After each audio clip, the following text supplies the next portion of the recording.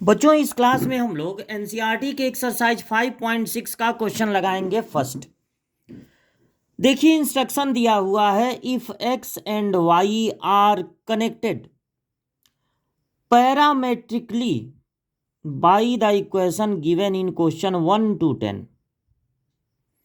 X और y connected हैं। कैसे कनेक्टेड हैं? पैरामीट्रिकली। देखिए, x, y, z, t, u, v, theta और फाई। कैलकुलस की जो बुक है वो इनको एज अ वेरिएबल यूज करती है।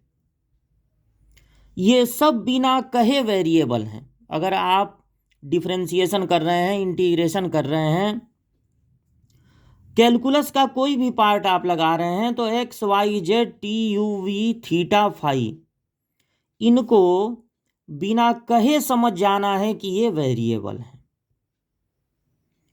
कभी कभी ऐसा होता है कि एक्स और वाई को अलग अलग, एक्स और वाई को अलग अलग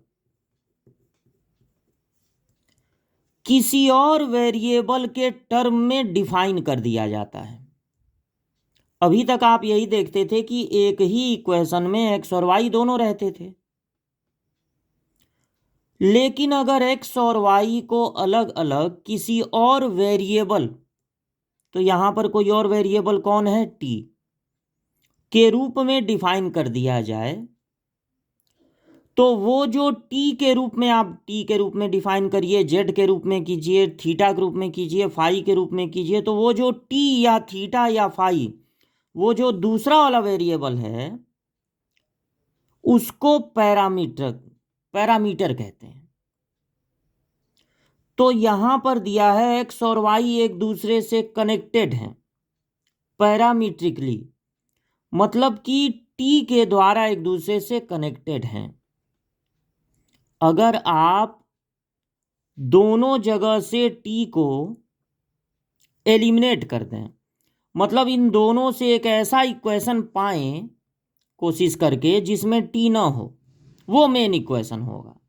लेकिन यहां पर कहा गया विदाउट एलिमिनेटिंग द पैरामीटर, मतलब इस टी को गायब मत कीजिए, इन दोनों की मदद से एक ऐसा इक्वेशन मत बनाइए जिसमें सिर्फ एक्स और वाई और ए और टी गायब हो जाए, बल्कि ये जैसे हैं उसी तरह से आपको यहां पर d y by d x find करना है।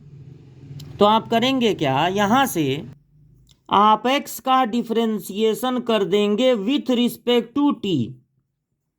यहां इस पहले वाले इक्वेशन को अलग लेंगे, दूसरे वाले इक्वेशन को अलग लेंगे।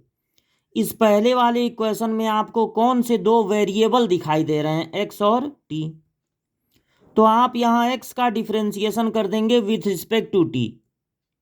यानी कि जो फार्मूला आप एक्स के लिए पढ़े हैं, डिफरेंशिएशन का जितना भी फार्मूला पढ़े हैं, वो सब आप टी पर लगाएंगे, टी को ही एक्स समझिए। तो 2a ऐसे ही नोट हो जाएगा क्योंकि वेरिएबल के साथ है। और टी स्क्वायर पे जब आप टी के रिस्पेक्ट में करेंगे तो टी स्क्वायर पे फॉर्मूला लगेगा पावर से इंटू पावर एक कम, टी ही समझिए एक्स है। तो यहां पर बस हो गया डिफरेंशिएशन। अब ऐसा नहीं है कि फार्मूला लगाना था एक्स पे, आप लगा दिए टी पे, तो किसी और चीज से मल्टीप्लाई करना पड़ेगा ना, ऐसा नहीं है, क्योंकि फार्मूला भाई टी पर ही लगाना है, क्योंकि आप यहां पे D x by d T find कर रहे हैं। फार्मूला टी पर ही लगाना है, तो पावर से इंटू पावर एक कम, तो ये हो गया 480।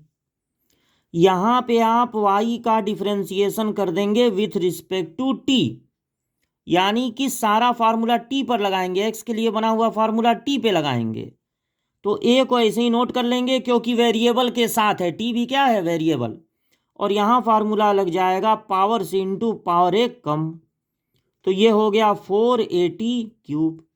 अब आपको पता लगाना है d y by d x, तो इस d y by d t को, सेकंड वाले को, आप डिवाइड कर दीजिए d x by d t से, यानी इस 480 क्यूब को 480 से डिवाइड कर दीजिए, dt dt कैंसिल हो जाएगा, dy/dx तब आपको मिल जाएगा 4a हो गया कैंसिल, बचा t एक तो कैंसिल हो जाएगा, तो यहाँ पर t²।